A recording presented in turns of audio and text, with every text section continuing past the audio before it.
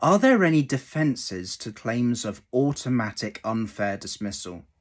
I'm Richard Hiron, also known as the Hironator, and I'm an employment law solicitor. Now, in an automatic unfair dismissal claim, we're focused more on exemptions from automatic unfair dismissal than defences. That's a key distinction. The reason for it is that if you have an exemption from a claim of automatic unfair dismissal being successful, that would take away the automatic unfair dismissal element, but could reduce it to a claim of perhaps unfair dismissal or discrimination or another claim.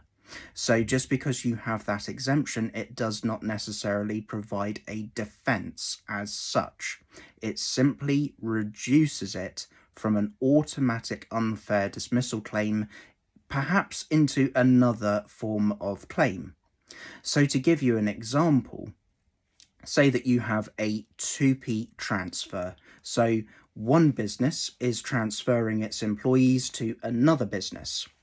Now, if an employee is dismissed for a reason connected with that 2P transfer, then that could be an automatic unfair dismissal. However, there is an exemption that might apply, and I use that word very strongly. It might apply. It not necessarily will apply. Now, that exemption is called an economic, technical, or organizational reason to justify the dismissal. So there is no statutory definition of what is an economic, technical, or organizational reason. But to give you one example, say that Company A transfers its employees to Company B. Company B cannot afford to pay those employees and therefore they are dismissed.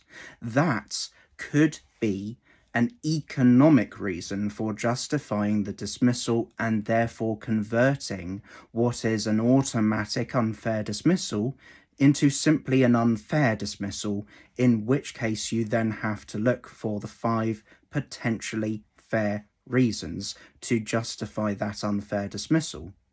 However, if the economic, technical, or organizational reason does not exist, then there is no justification, and therefore an automatic unfair dismissal claim would succeed without the employees then having to look for some kind of way to prove an unfair dismissal instead. I hope that's answered the question. In the meantime, if you're hoping to open the door on employment law, come to the Hironator.